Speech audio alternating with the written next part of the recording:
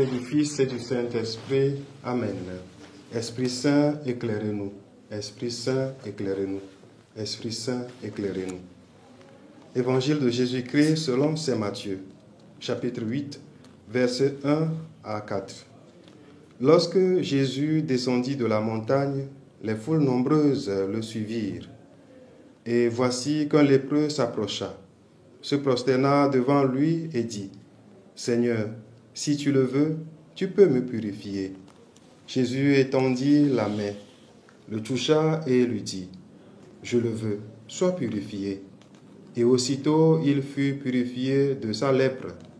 Jésus lui dit, « Attention, ne dis rien à personne, mais va te montrer au prêtre et donne l'offrande que Moïse a prescrite.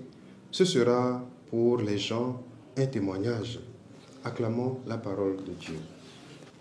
Frères et sœurs, en ce vendredi de la 12e semaine du temps ordinaire année B, nous célébrons la mémoire de saint Irénée.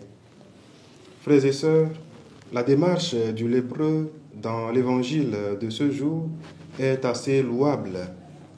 Il a bravé la foule qui peut être un obstacle pour lui. En tant que lépreux, la loi lui interdit de s'approcher des autres hommes, puisque sa maladie était considérée comme un signe de malédiction des dieux, symbole du péché. Nous le savons bien, au temps de Jésus, les lépreux étaient rejetés hors de la société, privés de la chaleur de leur famille et privés de la possibilité de subvenir à leurs besoins et à ceux de leur foyer. Mais ce lépreux de l'Évangile, sans aucune honte, a eu le courage de s'approcher et de dire à Jésus, « Seigneur, si tu le veux, tu peux me purifier. » Cet homme veut vraiment être guéri, mais il accepte de s'en remettre à la volonté de Jésus, qui en retour répand en lui la grâce de la guérison.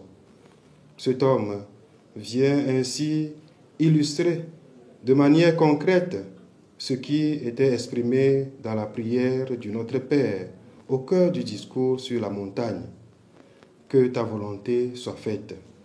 Oui, pécheurs, nous sommes à l'image de ce lépreux, mais sommes-nous prêts à braver nos possibles obstacles, la honte qui nous anime, nos nombreuses pensées, nos occupations quotidiennes, qui sont nos excuses pour aller vers le Seigneur, vers le sacrement de la réconciliation, afin de recevoir la guérison et le pardon de nos péchés? C'est une démarche de foi que nous devons faire, chers frères et sœurs. Croire à la miséricorde de Dieu. C'est le Seigneur, car le Seigneur le déclare. Si vos péchés sont comme l'écarlate, ils deviendront aussi blancs que neige. S'ils sont rouges comme le vermillon, ils deviendront comme de la laine.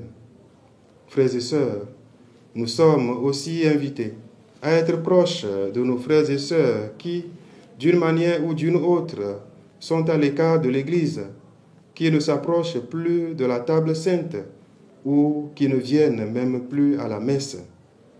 Il nous faut les encourager, les conseiller, les réconforter, car le Seigneur Jésus veut nous restaurer tous dans sa gloire. Le Seigneur soit avec vous. Que Dieu Tout-Puissant vous bénisse, le Père, le Fils et le Saint-Esprit. Amen.